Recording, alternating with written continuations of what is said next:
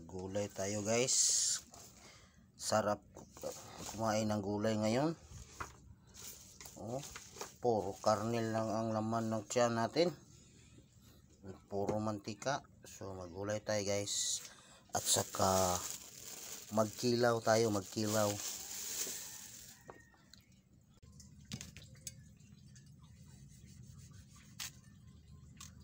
Hatiin natin.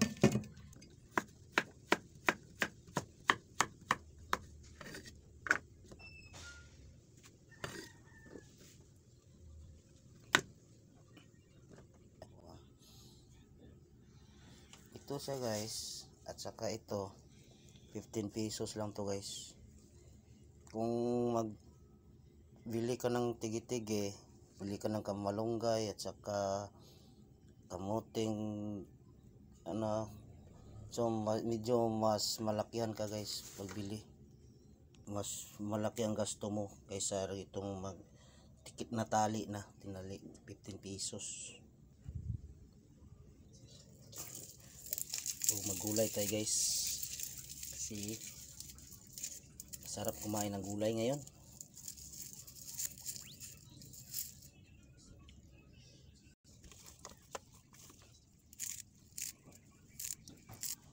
Lalo na puros taba ang kinain mo. Okay lang yun guys, kahit hindi masyadong may toothpick pa na okay na, makain na yan guys. Malunggay pa rin yan. Yun, okay na to. Hindi na makano yan. May mantika ang nakain ko tong Pasko guys, puro may mantika. So maggulay naman tayo. Kung mantika na sa tiyan na medyo na sibo na, so kumain tayo ng gulay para matanggal yung sibo sa tiyan, mga mantika na kinain natin. Masarap kumain ng gulay ngayon. May bulak na siya guys, oh. May bulak ng galay. Ito siya guys, oh. Flour. So ready na siya. So tukar. Magpakulo tayo ng tubig guys. Pakulo natin bago natin ilagay sa may mainit na tubig. Initin pa natin. So takpan natin.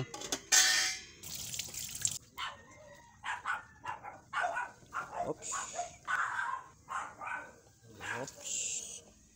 Ilagay na natin to guys. Kumulo na. Isa lang natin to.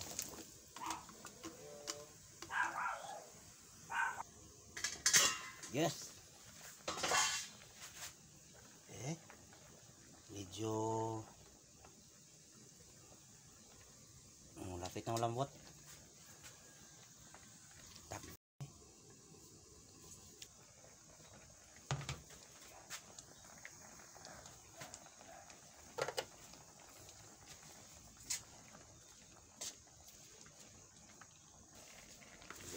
Malunggay. Yun. Yun.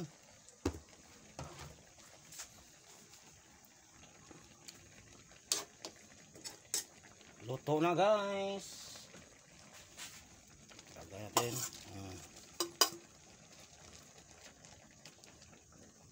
Kakain na. Magkilaw tayo, magkilaw. Tsaka gulay utan. Sarap ito guys. Kilaw at saka utan. Yun, pang abrigana to guys sa kain. Kasi wala akong ganang kumain guys. Parang busog na ako palagi. Siguro sa sa mantika. So linisin ko muna to guys ha. Ito na siya guys. So, kasa natin. Oops. Pang abrigana sa kain.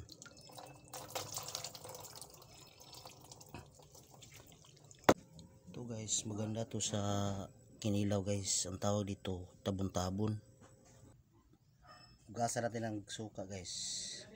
Hugasan natin parang walang langsi. Ilagay natin to bombay, kamatis.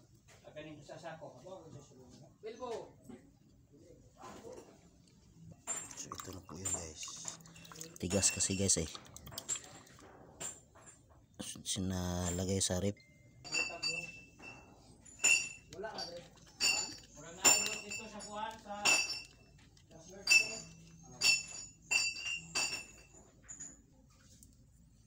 Tabon-tabon.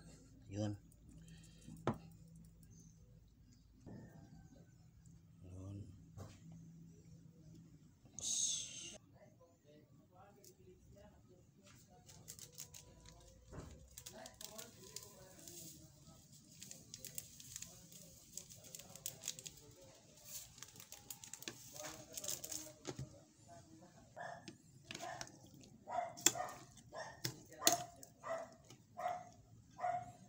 Dagdagan pa natin ng suka, guys. Yup.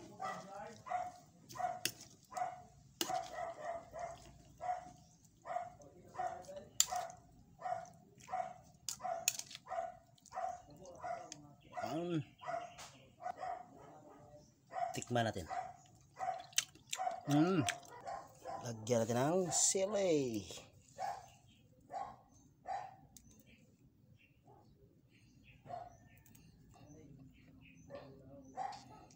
Sarap to, guys. Gulay at saka ito.